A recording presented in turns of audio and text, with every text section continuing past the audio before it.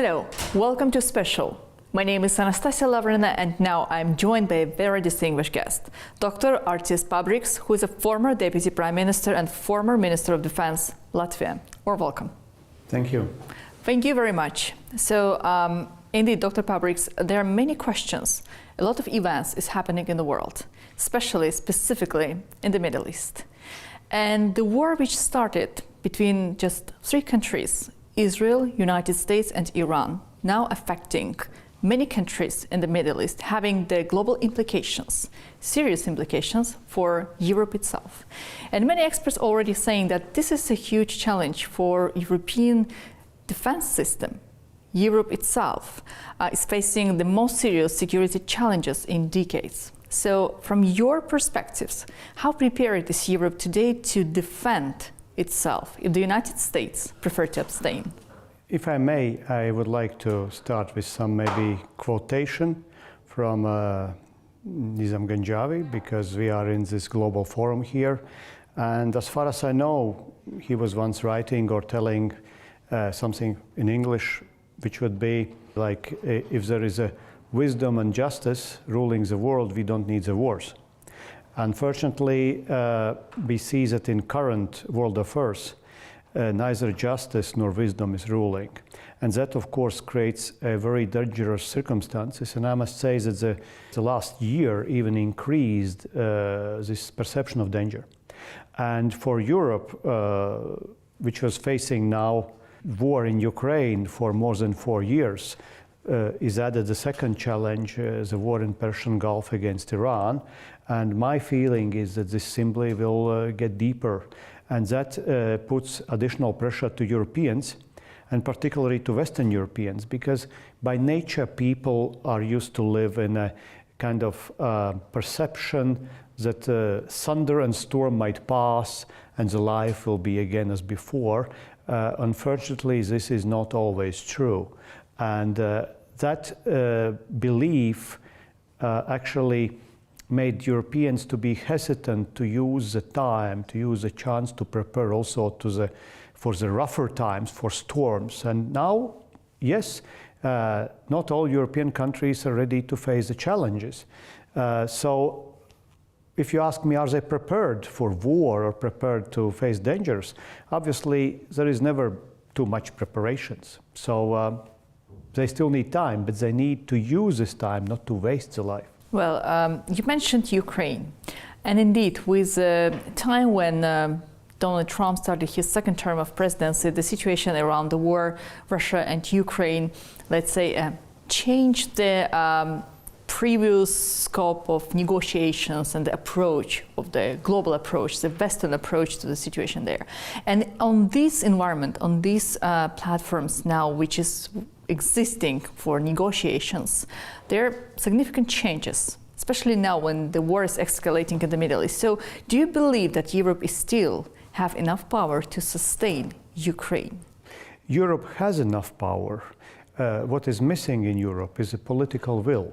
And there is a hesitation because after President Trump became again a president, United States have been cutting virtually every assistance to Ukraine. There is no any more assistance coming to Ukraine. There are American weapons coming to Europe, some, and Europeans are paying for this with European money and then sending to Ukraine. So basically, if you look to statistics, and within the last year, Europe took over basically all the financial and military assistance for Ukraine. Is it enough? No, it's not enough. But if European countries, especially Western European countries, if they would like to, they could do this because Russian economy is about 2% of global economy. European economy is about 17%.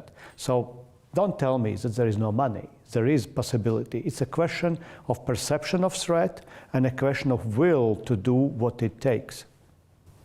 Again, today we can see that Azerbaijan became a hub to support the countries from the airspace when there are so many routes are being closed, so many flights are being cancelled. Most of the countries prefer to work with Azerbaijan to have their safe directions. It happened before when the war between Russia and Ukraine just started. It's happening now when the war in the Middle East is escalating. So how Azerbaijan is being perceived in Europe right now? Well, every dark clouds have their silver lining. And I would hope that these wars around us would create also opportunities for much deeper and better cooperation between Azerbaijan and European continent, European countries, because indeed Azerbaijan can help to Europe and also help to mutual relationship, including the traffic routes, including of course energy resources, because Europe should abandon buying energy resources from Russia. For instance, my country, Latvia, we are already not buying anything as far as energy from Russia for several years. But Azerbaijani oil and gas would be welcomed and should be used more. So I believe that this opens a way for deeper integration between Caucasian region, where Azerbaijan is a major actor currently, and European Union and European partners and friends. And you have friends in many countries. So I think it's a great opportunity which both sides should not waste but grasp. Then where exactly you think the European Union itself should concentrate and work with Azerbaijan when it comes to the future development of the transport corridors? Let's say, again, we have to mention the Middle Corridor, which is a significant part of China's Belt and Road initiative, and it's a huge deal for Europe to support this project that can benefit all sides who are involved. Then how do you see this process to be, let's say, fostered and supported in future?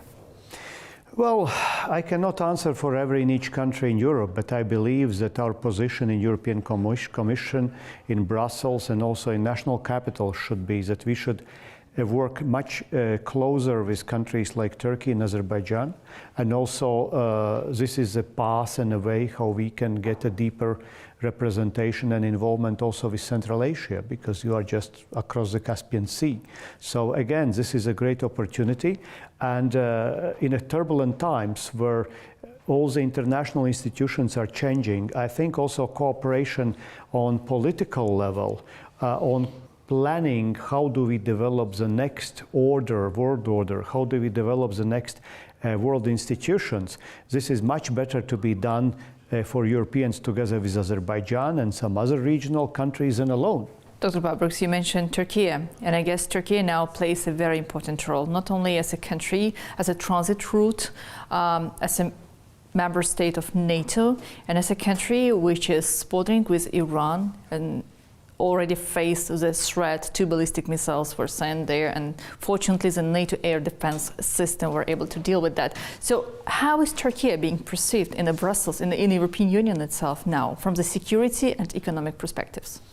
Again, I can answer for myself, and of course perception of Turkey in various European countries is different.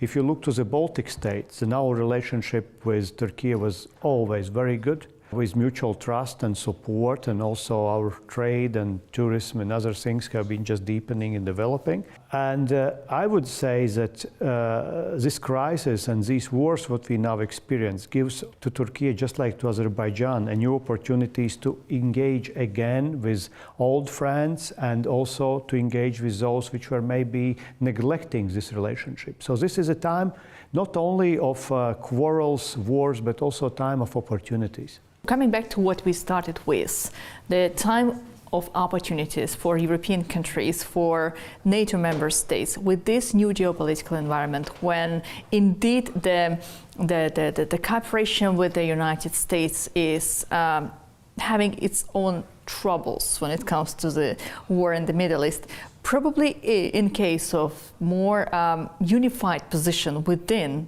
the NATO alliance, how exactly countries should be prepared themselves for the future potential crisis? It's more spending, it's more involvement, it's more solidarity. How do states in Europe can become more independent?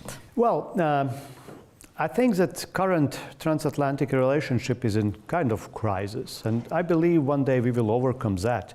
But currently, we can see, and my perception is that global order is experiencing a kind of fragmentation and also polarization. And that happens also within the European continent.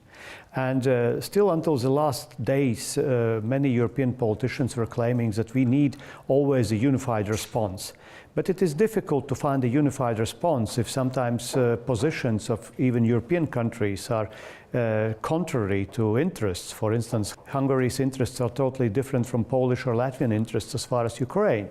So I would say that the best thing what we can do in difficult, troubled times is learning by doing and working by showing our own example. So by example, just leading. But that would probably lead in European Union also to multiple speed Europe. There will be always regions, like for instance our Northern European region around Baltic Sea, which maybe would have a faster track on some defense or economic integration, and maybe some other region in Europe would have their own faster track. It doesn't mean that it should dissolve European Union, not at all. But I think within European Union we have to clarify who is ready to go faster.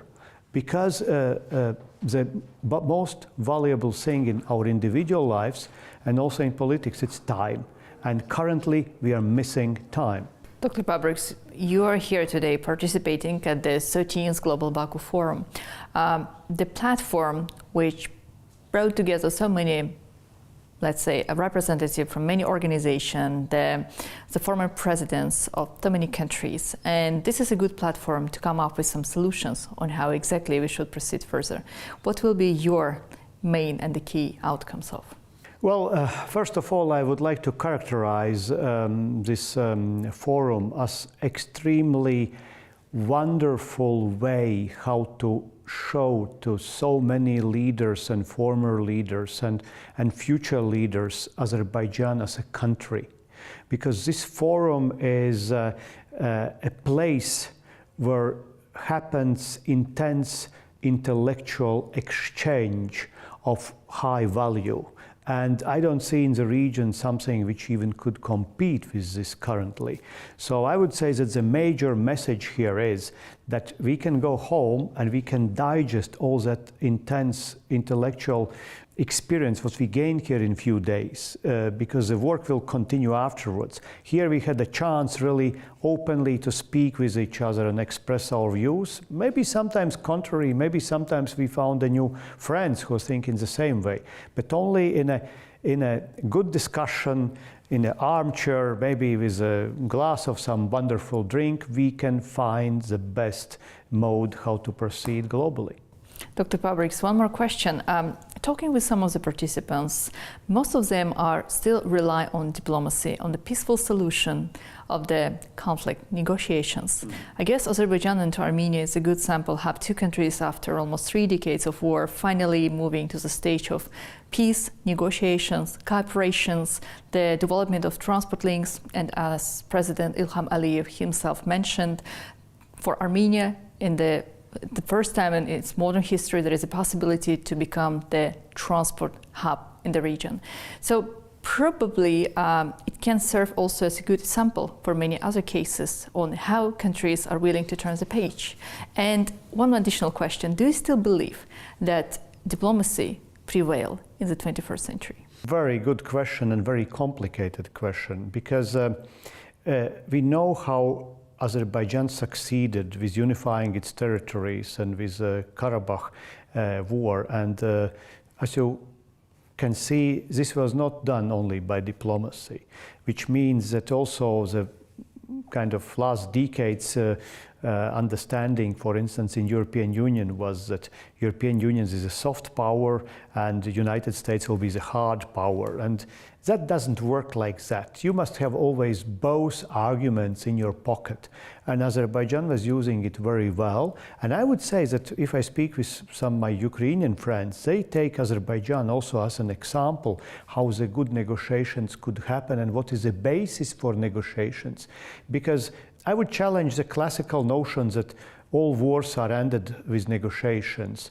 No, not all wars are ended with negotiations. If we are looking, for instance, to Second World War, it did not end because of negotiations. It ended because of victory. And here, Azerbaijan was a good example. And I would say that diplomacy has its place, but with diplomacy alone, it's extremely difficult always to succeed, especially if you speak with a person who is interested in violence and not in a calm talk. So first you have to make that opponent to sit down and listen. An opponent sits down and listens only when he has a reason for that. If he's thinking that he can succeed by violence, and I have to repeat again a quotation from Nizami Ganjavi. So sword can conquer the country, but only justice can hold it. And in this case, diplomacy gives additional justice, but it has to work together. Absolutely. So, Dr. Pabriks, thank you. Thank you so much for your time. It was indeed a big pleasure and honor for us to host you today on A News. Thank you. Thank you.